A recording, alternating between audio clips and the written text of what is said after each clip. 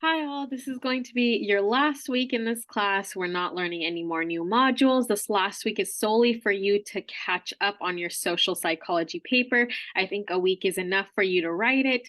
I'm going to be going over some special things that you need to know for it. So I'm going to go ahead and share my screen.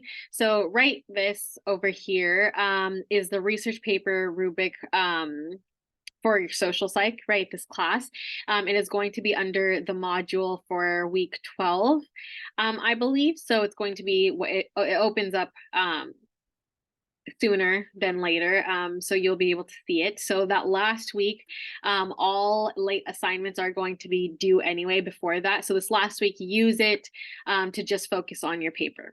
So I'm going to be going over what to expect. So the criteria, we have it very clearly. So the topic you have to choose has to be relevant to social psych. Anything that we have discussed in class, you need to use that.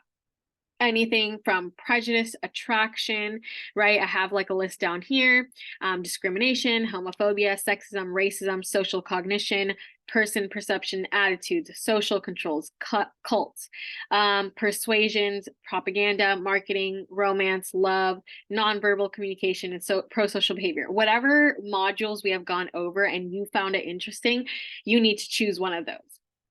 And that will be 5 points, just choosing a topic that you're going to choose to write on.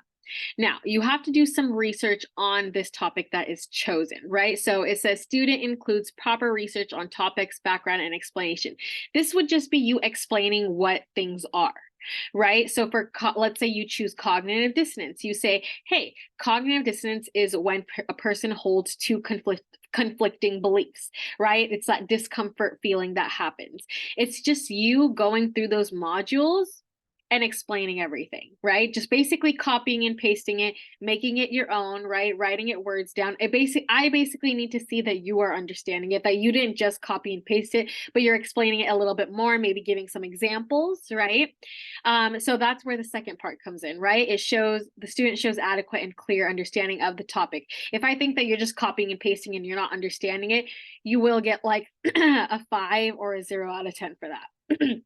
For that specific part. Now, the next part is a little bit more different, but you need to use peer-reviewed citations. So that basically just means you need to use at least 2 peer-reviewed citations. You need to look up 2 journals, 2 articles that discuss what you're discussing. So let's say cognitive dissonance. I'll look up on Google Scholar or the library website, right? I'll look up cognitive dissonance, find 2 articles, and basically just include, I'll read through them, whatever I find interesting. Maybe they use an example, maybe they did an experiment on it. I'm going to use that and use it in my social psych paper. If it's relevant, if it's interesting, I don't care what you take from those articles. It just has to be, you need to find 2 articles and use them in your paper, and they have to be peer reviewed. So the first part is that you get 5 points if they're just peer reviewed. That's it. The second part is you need to use 2. So let's say you use 1, you get 3 points. If you use 9, you get 0 points, right? So you need to have those 2 peer reviewed articles, right, to have your paper. And then I want you to give 2 to 3 real life examples, right? It could be a personal experience, just something you come up with, where you explain it, right? I could say something like, if I chose cognitive dissonance, hey, there was one time, right, where I was really, really against drugs. I did not support it at all, right? I thought they were really bad for you, but I got pressured into smoking marijuana, right? Those are 2 conflicting beliefs. That is something that is personal to me. Choose what you want to share, right? I'm not saying or forcing you to share anything you're not comfortable with. Just give an example. It doesn't have to be personal. It can just be someone you know as well. So you have to give 2 to 3 real life examples of the phenomenon that you are choosing. So make sure before you choose something that you're able to do all of this and then write the paper. But yeah, so the length of the evaluation, it says you need to be between 4 to 5 pages. It'll usually be around 3 to 4 pages, and that's completely fine.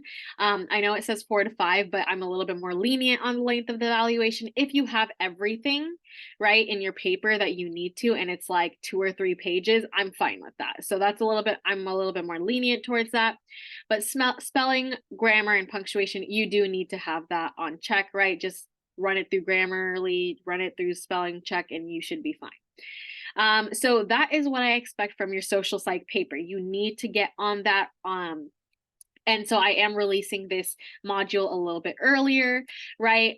So all your late work has already been done, right? Because this is going to be released after December 8th or maybe a little bit before. So just make sure you're done with all of your late work, and now you can just focus on this paper. If you need any help, you can always set up a Zoom meeting with me, or you can also just email me with any questions if you're unsure about a topic you're choosing. But please let me know if I can be any of help to you guys. Other than that, I will let you guys get to work. And I wish you guys all good luck. And I don't think I mentioned that this paper is worth 50 points, so just keep that in mind.